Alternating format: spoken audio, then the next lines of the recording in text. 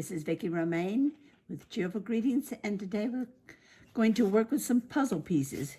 Here are some pieces of my puzzle, and I have all shapes here, and they all go to one puzzle, and they're nice, bright, they're colorful. But what I'm going to do is I'm going to pick me a piece here, probably this one right here. And I'm going to use some gesso. This is my gesso. And I have already put the gesso on one of my pieces of puzzle. And this is what it looks like. That's the first coat. So I'm going to smear a little on my second piece. My gesso's fairly thick. I want to smooth it out so it's nice and smooth.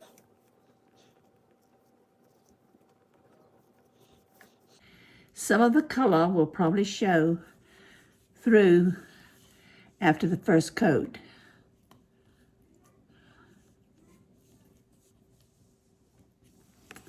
Now, that one is done and it's wet. This one, I've already put one coat on, and you can see that it no longer has the slick finish like the original pieces with the shine to it.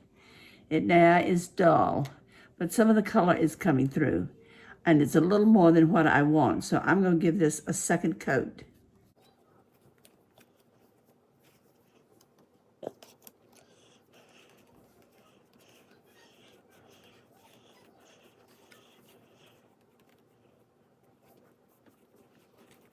It won't take very long for this to dry, but it's hard to work on the slick coat, and I didn't want all that design in the background. I don't mind a little color peeking through, but I just didn't want the original design on the puzzle piece to show. Okay, we'll put this aside and let it dry. Now, when you use gesso, the first thing you have to do when you get through using it is to clean your brush. Okay, we have some items out here that we're going to put on our puzzle piece. First thing I'm going to do is do some distressing. This will only take a couple of minutes. I'm going to distress around the edge of the puzzle.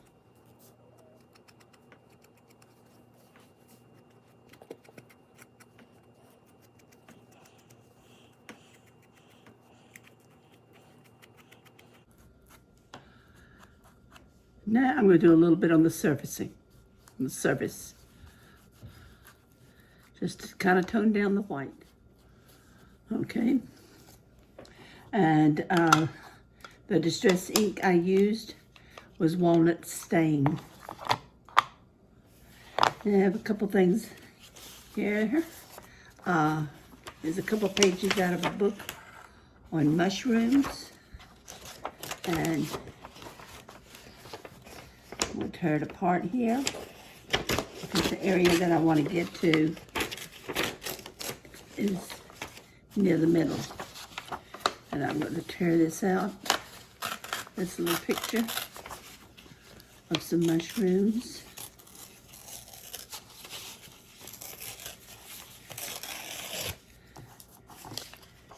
Now I'm going to work a little closer so the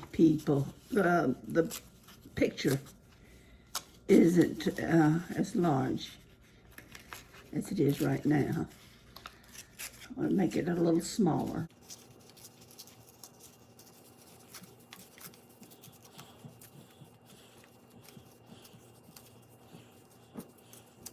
Okay, now I'm going to take my tool and kind of distress the edges just a little.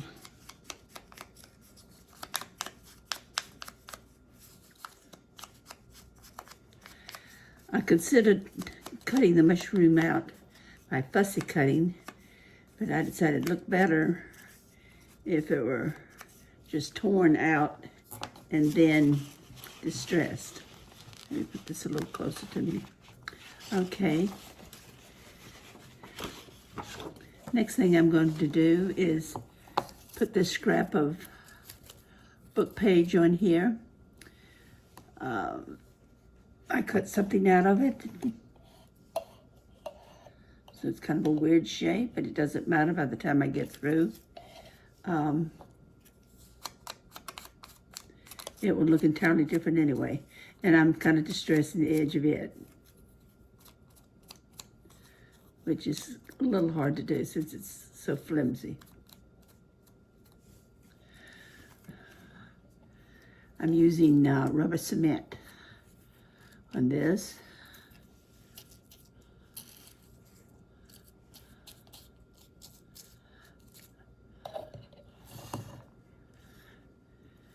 And I'm just gonna layer this down. This shape has nothing to do with it. It doesn't matter what it looks like. I'm gonna put my mushrooms here in the corner.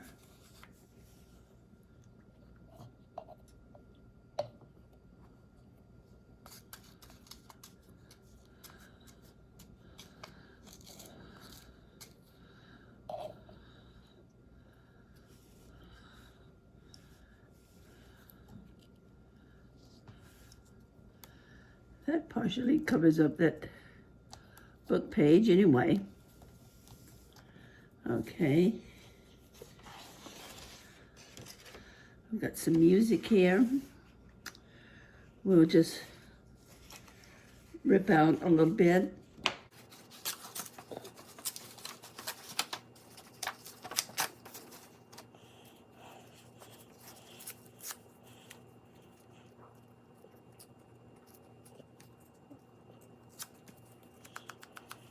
I'm going to distress the edges of this.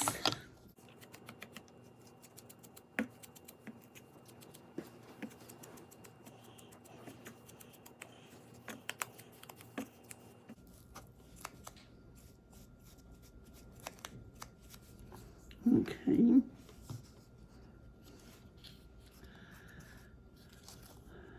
And I'm going to put this up in here.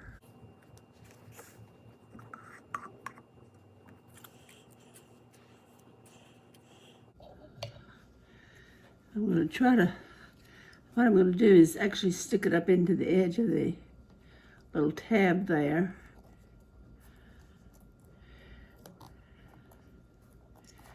And I will come back and cut this piece after everything is dry.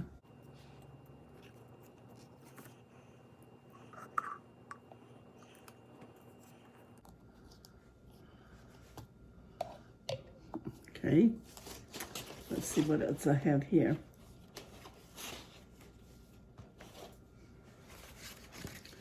I have Edith Holland book that has some pretty pictures on it.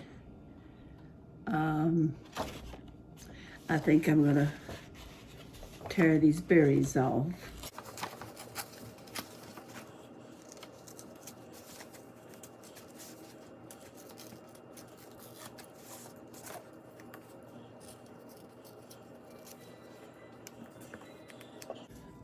Do a little distressing around it.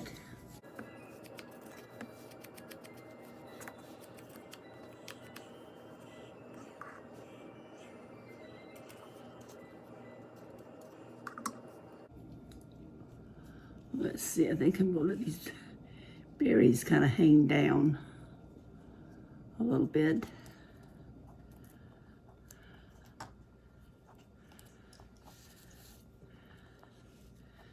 These keep coming up.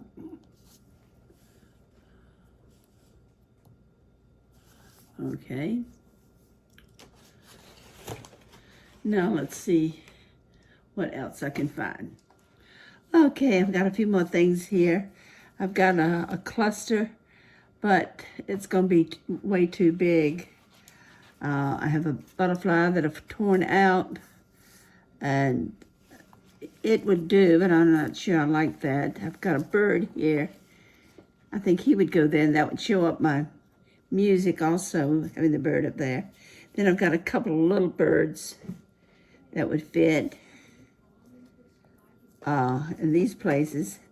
So I think I'll pass on the butterfly and go with my couple of little birds here. And I'm going to use the art glitter glue so I can get in the small places on my bird. Okay, that kind of fills in that area a little bit. I'm going to distress around these little birds just a little bit.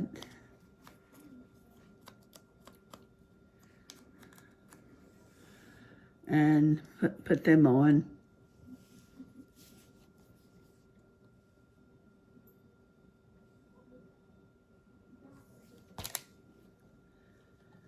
Go put them down here. Let's see. There we go. I have one here.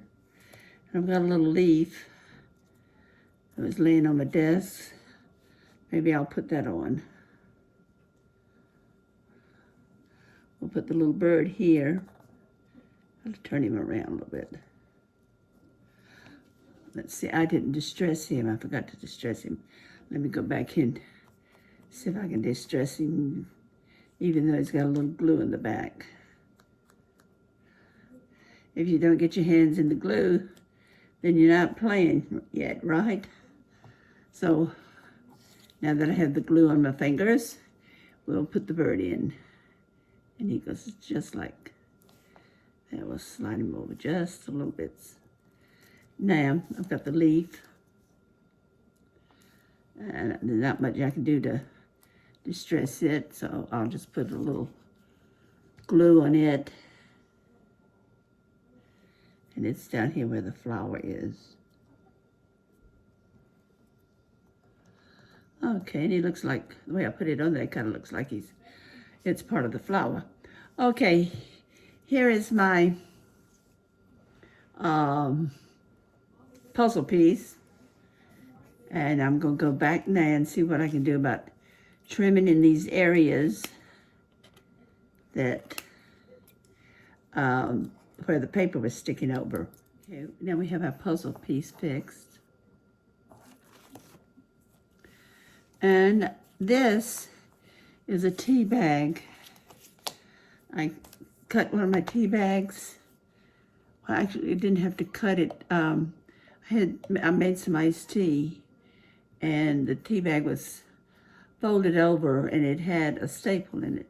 So I took the staple out and unfolded it, dumped the tea, and this is what I had left. This is probably the first one I did, and so it's kind of ragged. Now that I know what's holding the tea bag together, I should be able to do a better job of getting the tea bag without ripping it. And I've got a little glue on the back of this, and I'm going to plump it on my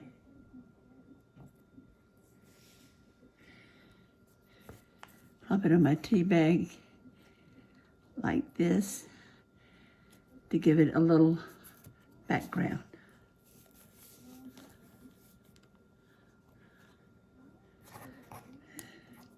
Here's a place on my tea bag that's hanging. There we go. Now, that's my piece. Let me put it behind the paper so you can really see what it looks like, because the tea bag has the light going through it. This is my piece, my puzzle piece, and it's ready now to glue. I can glue on the back side of this tea bag and glue it onto a page in my junk journal, just like this. I hope you enjoyed this tutorial. If you did, try your hand at it. Get you a puzzle and take one of the pieces and just keep layering stuff on it until you have it like you want. And I think you'll find that it's lots of fun to do. I hope you enjoyed this tutorial. If you did, please try it and come back to see me next time so that you can see what I have in store for you. And if you will, please subscribe and don't forget to have a great crafting day. Bye.